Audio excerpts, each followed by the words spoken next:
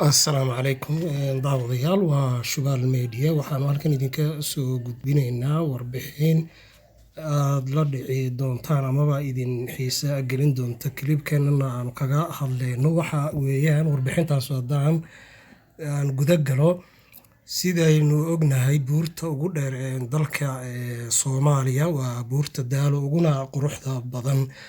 Waxaa haddaba buurtaasi ku nool nooc ka mid ah xayawaanaadka dunida. waxa ay ku yihiin waxa loo yaqaan raara ama dhif iyo naadir, amaba wax aan adduunka meel walba laga helin.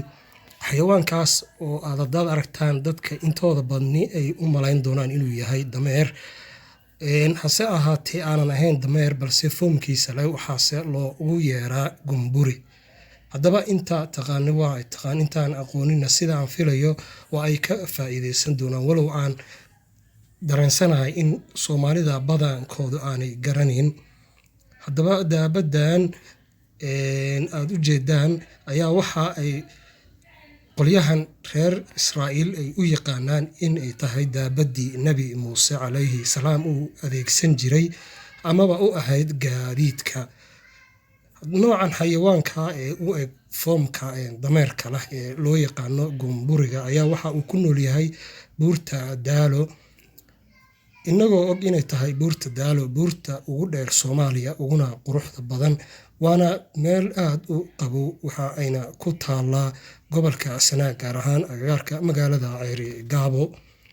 Haddaba xayawaankan gumburiga ah ee u foomka eeg dameerka ayaa waxa ay Israa'iiliyiintu u raadiyaan sidii bil dhalatay oo kale, iyaga oo isku dayay marar fara badan inay qabsadaan oo ay wadankooda ku beeraan. Hase ahaatee, sida aynu soo xiganayno ayaa waxa ay tahay in marka la qabto xayawaankan uu dhabarka iska jabiyo, isagoo ay noloshu sidaa ku dhaafto. Waxa uu yahay xayawaan aan tarmin amaba aan tiro badni yeelan. Waxa uu keliya lagu qiyaasaa in uu yahay wax yar oo aad u tiro yar oo aanba gaarayn kontomeeyo, kaasoo aan tarmin mana dabar go'o ayaa la leeyahay, oo tiradaasi ma dhaafo mana uu kordho.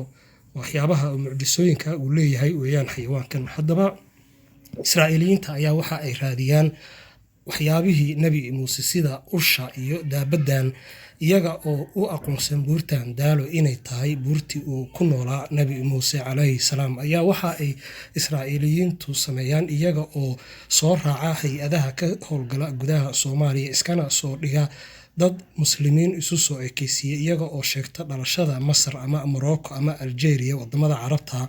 Iyaga oo dadka sidaa ku khaldaya ayaa waxa ay u koorgalaan amaba ay baaritaan ku sameeyaan daabadan, walow la sheegay in marar fara badan ay diyaaradaha helicopterka ee shabaqa tuure loogu talagalay xayawaanaadka inay qabtaan ay ku qabteen.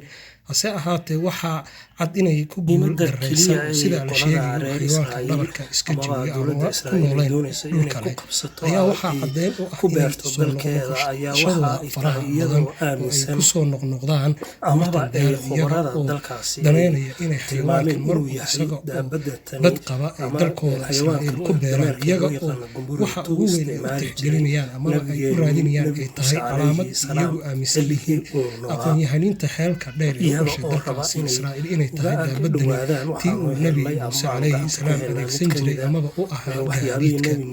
Haddaba waxaa isweydiin ah, Soomaalida miyay sidaa u wada ogyihiin amaba ay u fahamsan yihiin?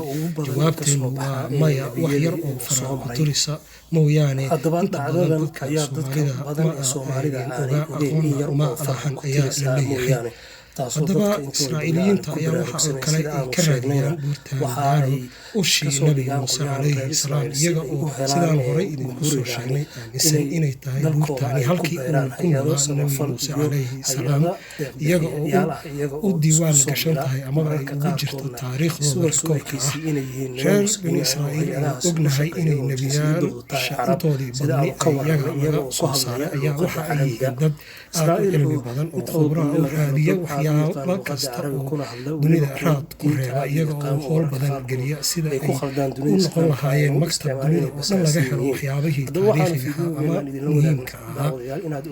waa daawadayaal waa Shubaal Media. haddii aad nagu cusubtahay fadlan janalka subscribe saar si aad noola socoto anigoo mahadsan.